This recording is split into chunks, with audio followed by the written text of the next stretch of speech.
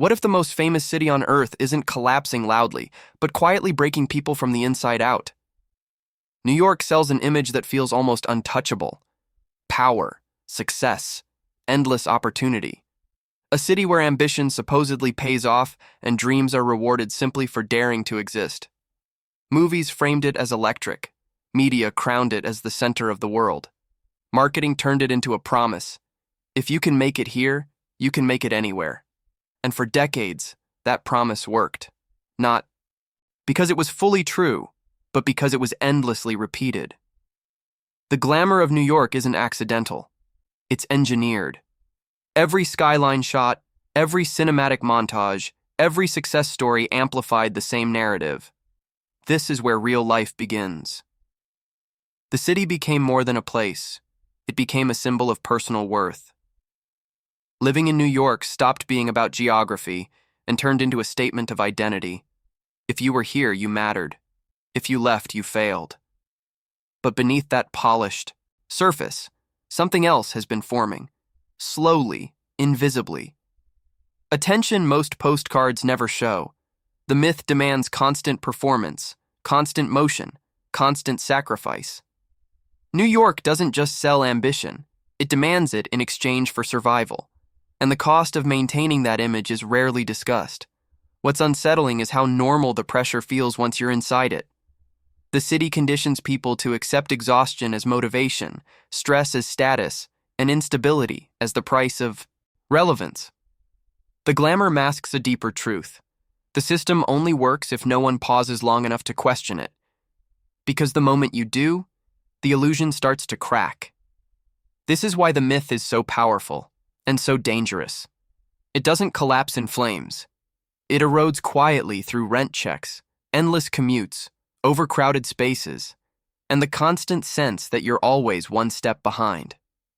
The dream survives not because it delivers, but because admitting it doesn't would mean confronting years of personal sacrifice that suddenly feel unpaid. New York mastered the art of selling desire while outsourcing the consequences to those who live inside it. And the most effective myths aren't enforced by force. They're sustained by hope, fear, and silence. Silence from institutions. Silence from media. Silence from people who sense something is wrong, but don't yet have the language to explain it. Because once you start asking why the most glamorous city in the world feels so heavy to live in, you're no longer consuming the myth. You're standing just outside it, about to see what the image was designed to hide. Before we go any further, take a second to really sit with what you've just heard. This isn't just a story about New York. It's about how powerful narratives shape the way we measure success, self-worth, and even suffering. Understanding this matters, because once you see how the illusion is built, you start noticing it everywhere. If this perspective challenged something you've always believed about big cities, I want to hear from you. Scroll down and leave a comment. Tell me what New York represents to you right now, or simply write, "The dream has cracks," if this already feels familiar. Your comments aren't just engagement. They're part of the conversation this topic desperately needs. And if you're finding value in this deeper, more honest analysis, support the channel by leaving a like and subscribing. That's how this kind of content keeps existing. Content that doesn't romanticize chaos, but explains it. Now that we've exposed how the glamour was constructed, the next step is more uncomfortable, because it's about what happens when people arrive expecting a dream and realize they're stepping into survival mode. People don't arrive in New York expecting ease, but they also don't expect resistance to be built into every ordinary moment. There's a specific instant most newcomers remember, even if they never talk about it out loud. It's not dramatic. No explosion. No single failure. It's quieter than that. It's the day the city stops feeling exciting and starts feeling heavy. At first, everything still looks impressive. The buildings, the pace, the sense that something important is always happening nearby. But slowly, expectation begins to collide with reality in small, accumulating ways. The commute that eats hours of your day, the apartment that costs more than it should and delivers less than promised, the constant background noise that never truly turns off, not even at night. What's striking is how quickly survival replaces curiosity. People come chasing opportunity and find themselves optimizing basic routines just to stay afloat. Where to live becomes less about comfort and more about damage control. Where to work becomes less about growth and more about endurance. Time itself feels compressed, sliced into obligations, deadlines, and transit. This is where the myth starts to fracture, not publicly, but internally. You begin realizing that the city doesn't reward effort proportionally. Working harder doesn't necessarily create stability. It often just raises the cost of staying. And yet, leaving feels unthinkable. Not because life is good, but because leaving would mean admitting the promise didn't materialize. Here's the psychological trap. New York teaches people to blame themselves before they blame the system. If you're exhausted, you didn't hustle enough. If you're broke, you chose wrong. If you're anxious, that's just the price of ambition. The city reframes structural pressure as personal weakness, and most people internalize it without realizing they're doing it. Everyday chaos becomes normalized. Packed sidewalks, delayed trains, lines everywhere, constant alerts. Everything demands attention, but nothing gives relief. Over time, this rewires how people relate to stress. Tension becomes the baseline. Calm feels suspicious. Silence feels unnatural. And then comes the realization no one warns you about. The city doesn't create pressure temporarily, it sustains it permanently. There's no settling in phase where life becomes easier. The friction is the system.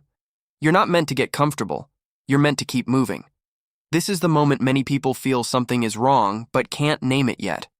They sense the dream slipping, but the city is loud, fast, and convincing. It keeps telling you that this is normal, that this is what success feels like, that if you stop pushing, you'll fall behind.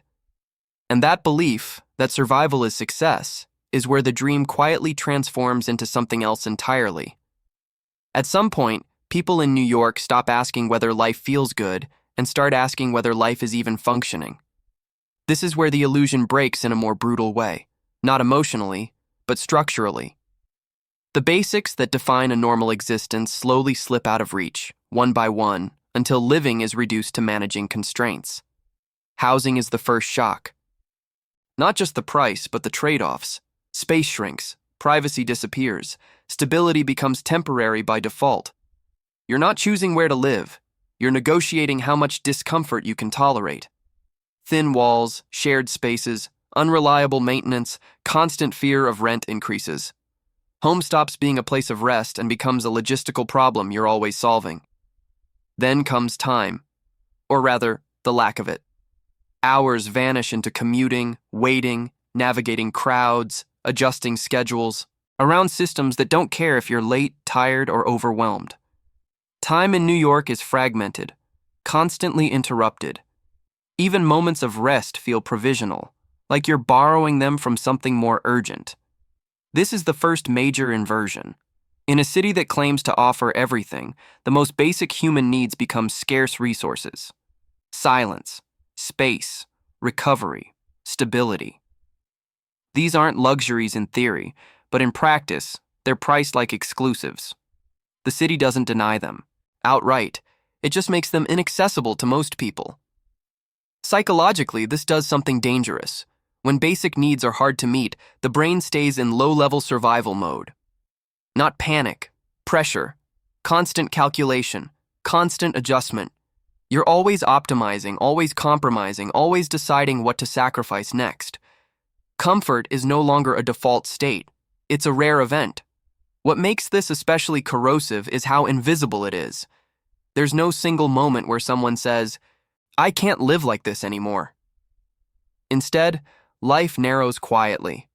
Social circles shrink because meeting up takes energy you don't have. Health routines erode because time and money are always under negotiation. Joy becomes scheduled, conditional, fragile. Here's the turning point most people don't notice until much later, when rest feels unproductive and calm feels undeserved. That's when the city has fully rewired your sense of normal. You're not chasing happiness anymore, you're preventing collapse. And you start mistaking endurance for resilience. This is how a city can be wealthy, iconic, and globally admired, while quietly producing lives that feel compressed, tense, and unfinished. Not because people failed, but because the system quietly redefined what normal is allowed to look like. And once the basic foundations of life become unstable, something else begins to happen. People don't just struggle. They start disappearing. No announcement is made when someone is pushed out of New York. There's no siren, no eviction notice taped dramatically to a door, no farewell scene. Most of the time, it happens quietly, through numbers, pressure, and exhaustion. This is what makes the expulsion so effective. It doesn't look like force. It looks like choice. Gentrification is often described as renewal, but from the inside, it feels more like erosion. Neighborhoods don't change overnight. They are slowly reprogrammed. Rents rise incrementally. Local businesses disappear one by one. Familiar faces thin out. What once felt like community becomes a transient backdrop of strangers passing through. And by the time people realize their environment no longer supports them, the exit feels inevitable. What's crucial to understand is that this isn't just about housing costs. It's about the dismantling of social infrastructure. Friends move away. Family networks break apart. Informal support systems vanish. Life becomes more expensive not only in money, but in effort. Every problem must now be solved alone, at market price, in a city where time and energy are already scarce. This is how displacement works without violence. People don't leave because they want something different. They leave because staying requires sacrificing too much of themselves. And when they go, they don't protest, they apologize. They frame it as a new chapter, a personal decision, a temporary move. The city never has to admit it pushed them out. What replaces them isn't stability, but churn, short-term residents, high-income transients, people who can tolerate instability because they don't plan to stay. This accelerates the cycle. Neighborhoods lose memory, streets lose familiarity. The city becomes efficient at generating money, but terrible at sustaining life. There's a psychological consequence to this constant turnover. When everyone feels temporary, no one invests deeply. Trust erodes. Social bonds weaken. People retreat inward. The city grows richer and lonelier at the same time, a paradox that's easy to miss if you're only looking at economic indicators. Here's the quiet truth most narratives avoid. A city that can't keep its people isn't succeeding. It's consuming. And New York has become exceptionally good at converting human presence into extractable value until there's nothing left to extract. The most unsettling part is how normalized this has become. Friends disappearing from your life isn't seen as a warning sign anymore. It's just how New York works. But when a city constantly sheds the people who built it, supported it, and lived inside it, something deeper is breaking. And that break doesn't stay hidden forever. Eventually, it shows up in the systems that are supposed to hold everything together. For a long time, New York managed to hide its cracks behind scale. When something broke, it was framed as an exception, a delay, a glitch, a temporary inconvenience in an otherwise world-class system. But there's a moment when repetition turns coincidence into pattern, and that moment has already passed. Infrastructure is the most honest witness a city has. It doesn't care about branding or mythology. It reflects stress directly. And in New York, that stress is no longer subtle. Trains stall more often, platforms overflow, signals fail, airports choke under their own volume. What used to feel like minor friction now feels like constant resistance. The important detail isn't that things fail. All systems fail. The real signal is how often failure has become routine and how little surprise it generates. People no longer ask why the subway is delayed. They adjust their lives around the expectation that it will be. Entire schedules are built with buffers for dysfunction. Chaos becomes a variable you plan for, not an anomaly you question. This is what structural fatigue looks like. Not collapse, but degradation. Systems running at or beyond capacity for so long that good enough replaces reliability. Maintenance becomes reactive instead of preventative. Fixes are temporary. Band-aids replace solutions. The city keeps moving, but only by burning through its own margins. Airports offer one of the clearest windows into this reality. They are gateways, designed to impress and reassure, but instead, they expose bottlenecks, overcrowding, staffing shortages, endless lines, and a constant sense of barely contained disorder. For visitors, it's frustrating. For residents, it's familiar. And that familiarity is the warning sign. There's also a psychological layer here that rarely gets discussed. When public systems feel unreliable, people internalize the instability. Trust erodes, not just in infrastructure, but in the idea that the city can take care of basic functions. This produces hyper-individualism. Everyone starts managing risk alone, leaving earlier, paying more, expecting less. And here's the deeper issue. Infrastructure failure is never isolated. It's a symptom of a city stretched past what it was designed to support, financially, socially, and emotionally. When systems begin to fail in public, they're revealing pressures that have been building quietly for years. The city still looks impressive from a distance. The skyline hasn't fallen. The lights are still on. But underneath, the mechanisms that make daily life possible are operating in survival mode, just like the people who depend on them. And when a city forces both its systems and its residents to function under constant strain, the next shift isn't mechanical, it's human. When a city operates under constant strain, it doesn't just wear down infrastructure, it rewires people. In New York, alertness isn't a temporary state triggered by emergencies.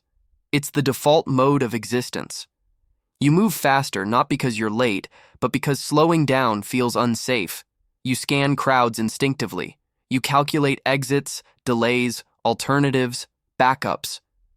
The city trains its residents to live slightly on edge, all the time. What makes this so powerful is how invisible it becomes. No one announces that you're living in a heightened state of vigilance. There's no official warning. Instead, it creeps in through repetition. Crowded platforms, aggressive commutes, unpredictable disruptions, constant noise. Over time, the nervous system adapts, not by calming down, but by staying activated. This is where chaos becomes normalized. Missed trains aren't infuriating anymore. They're expected. Sudden schedule changes don't shock you.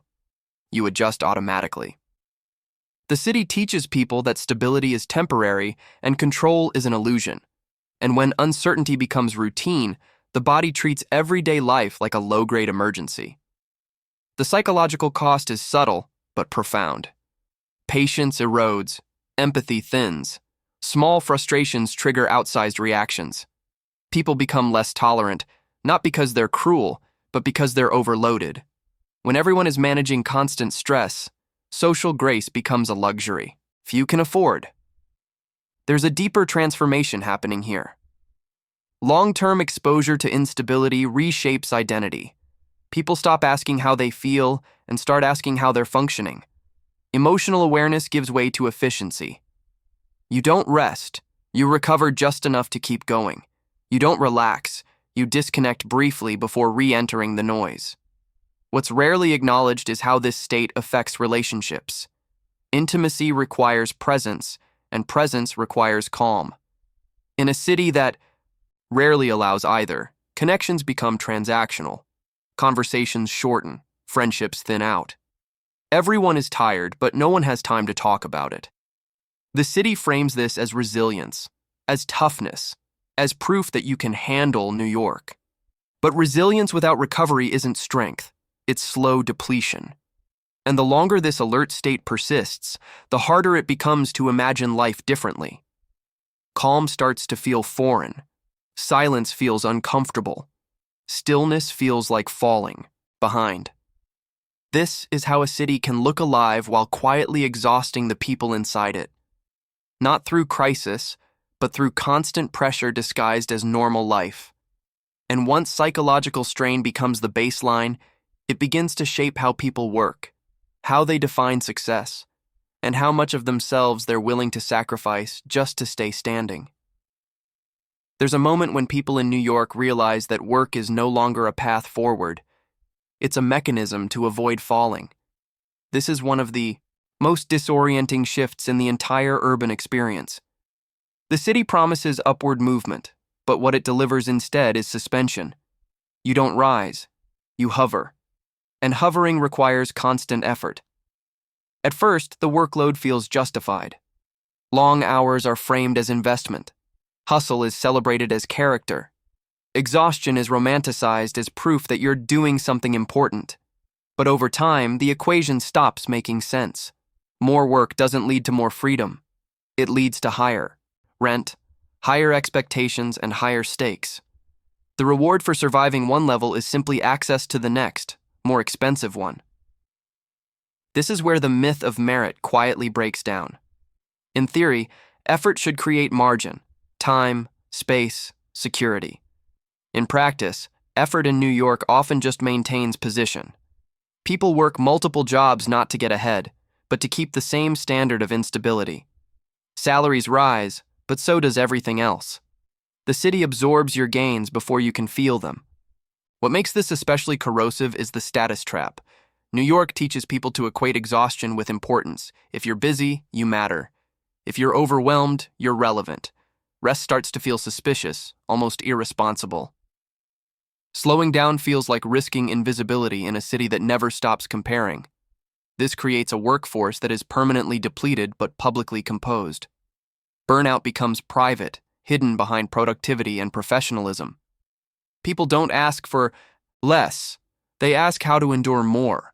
And because everyone around them is doing the same, the abnormal starts to look normal. There's also a quiet emotional trade happening. Time is exchanged for survival. Relationships are postponed, health is deferred, joy is scheduled for later, a later that rarely arrives. The city convinces people that sacrifice is temporary, even when years pass and nothing loosens. The most dangerous part of this cycle is how identity gets fused with struggle. Leaving IAS doesn't just feel like a logistical change, it feels like a loss of self. Who are you if you're not surviving New York? The city makes itself the measuring stick, ensuring that even dissatisfaction feels like personal failure rather than systemic design. And so people keep working, not toward a better life, but away from collapse. The dream doesn't end. It just mutates into endurance. And when endurance replaces aspiration, something strange happens next. Those who arrive from the outside often see the cracks more clearly than the people trapped inside them. Visitors arrive in New York carrying the same expectations the city has been exporting for decades. Iconic streets, effortless excitement, a sense that everything works because this is the center of the world. But what many of them experience now is something very different, and often unsettling. Tourists notice the friction immediately because they aren't conditioned to ignore it. The prices feel aggressive, not just expensive. Lines stretch longer than expected. Airports feel chaotic rather than impressive. Public spaces feel tense, rushed, and overstimulated. What residents have learned to tolerate, visitors still question. This is where tourism becomes a mirror the city can't fully control. People who stay for a few days sense the exhaustion embedded in the environment. They see workers stretched thin, systems operating at the edge, and a city that feels impatient with its own visitors. The hospitality feels mechanical, sometimes strained, as if the city is performing itself out of obligation rather than pride. What's revealing is how often visitors leave confused, not disappointed in a dramatic way, but unsettled. They expected intensity, not fatigue. They expected energy, not friction. And when they talk about it afterward, the language is subtle, overwhelming, stressful, too much. These aren't words associated with a thriving dream. They're symptoms of overload. For residents, this outside perspective is uncomfortable. It challenges the internal narrative that all this pressure is worth it, that the chaos is part of the magic. When tourists start seeing the cracks instantly, it raises a quiet question locals avoid asking. If the illusion no longer holds for outsiders, how long can it survive inside? There's also an economic irony here. Tourism is supposed to validate the city's status, yet it increasingly exposes its weaknesses. Visitors move through the most curated spaces and still feel strain. If the polished version feels unstable, what does that say about everything behind the scenes? This is one of the clearest signs of late-stage urban stress. When a city's image requires constant explanation, when residents defend chaos as normal, and when visitors sense imbalance without knowing why, the myth is no longer self-sustaining. It needs justification. And that's when silence becomes essential. Because admitting the dream feels broken would mean confronting a truth many aren't ready to face yet. There's a strange agreement that settles over New York once the cracks become impossible to ignore. People feel it. They talk about it privately. They joke about it. They complain in fragments. But rarely do they say it clearly, out loud, without irony or defense. This isn't working anymore. That silence isn't accidental. It's structural. New York ties identity to endurance. Admitting the dream is breaking feels dangerously close to admitting personal failure. The city teaches people that if you can't handle the pressure, the problem is you, not the environment. So instead of questioning the system, individuals absorb the blame. Stress becomes a character flaw. Exhaustion becomes weakness. Leaving becomes giving up. This creates a powerful form of self-censorship. People downplay their struggles. They normalize anxiety. They reframe survival as success. And because everyone around them is doing the same, the collective narrative remains intact. No one wants to be the first to say what everyone is already sensing. There's also a cultural performance at play. New York markets itself as resilient, unbreakable, always reinventing. That myth leaves no space for honest reckoning. Decline is something that happens elsewhere, to other cities, other people, other systems. Here, problems are always temporary, always fixable, always framed as part of the grind. Social media intensifies this denial. Publicly, life looks curated and energetic. Privately, it feels strained and narrow. The gap between appearance and experience widens, but the pressure to perform never fades. Admitting dissatisfaction risks social and professional invisibility in a city where perception is currency. Institutions contribute to this silence too. As long as the city continues to generate revenue, headlines focus on growth, not cost. Metrics replace lived experience. As long as the skyline shines, the internal erosion is easy to ignore. Structural pain without spectacle doesn't demand response, it just spreads. What makes this phase so dangerous is that silence delays correction.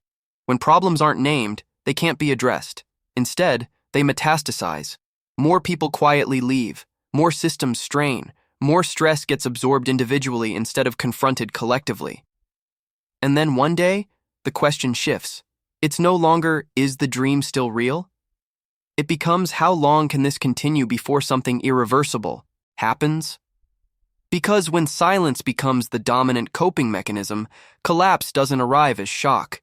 It arrives as inevitability. When the most powerful city in the most powerful country begins to fracture in slow motion, it stops being a local issue. New York isn't just another metropolis struggling with growth. It's the symbolic core of the modern urban promise. And that's what makes its current condition so revealing. If the city that was supposed to make everything work can't sustain ordinary life, the problem isn't management, it's the model itself. For decades, New York functioned as proof that density creates opportunity, that pressure breeds greatness, that extreme competition leads to innovation and reward. The city sold itself as the future of human organization. Compact, efficient, ambitious, but what it's showing now is something far more unsettling. Scale without care, speed without stability, wealth without livability.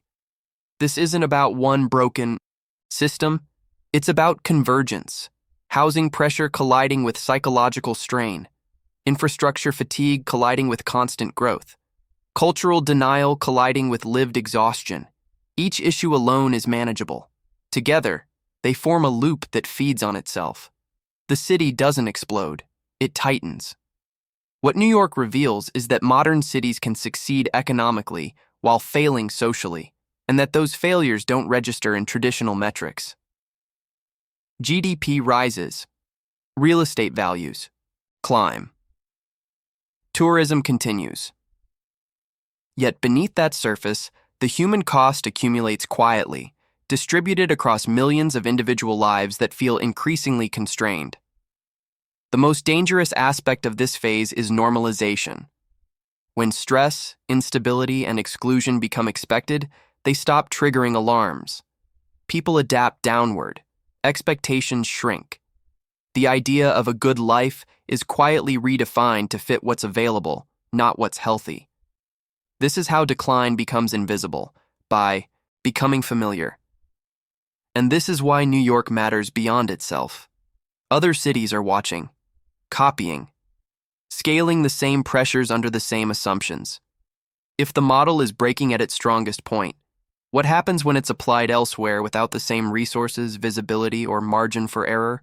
New York isn't an exception anymore. It's a preview, a concentrated version of a broader urban trajectory that prioritizes output over people, image over experience, endurance over well-being. The myth didn't fail because people stopped believing. It failed because reality became too heavy to ignore. And once you see that, the question stops being about New York. It becomes about where this model leads next, and whether anyone is willing to confront it before the silence turns into something far more permanent. If you made it all the way here, it means this wasn't just background noise for you. It means something in this analysis resonated, maybe uncomfortably, maybe personally. And that matters, because conversations like this only exist if people are willing to confront what's usually ignored. If you've ever lived in a big city, thought about moving to one, or felt that quiet pressure we talked about, leave a comment below and write, "The myth is cracking." That simple sentence tells me you understood the deeper point of this video, not just about New York, but about the model itself. If this content helped you see urban life through a more honest lens, support the channel by liking the video and subscribing. That's how this kind of long-form critical analysis continues, without glamour, without shortcuts, without pretending everything is fine. And before you go, watch the next video appearing on your screen right now. It takes this conversation even further and connects the same pattern to another city, another system, another illusion that's starting to fail.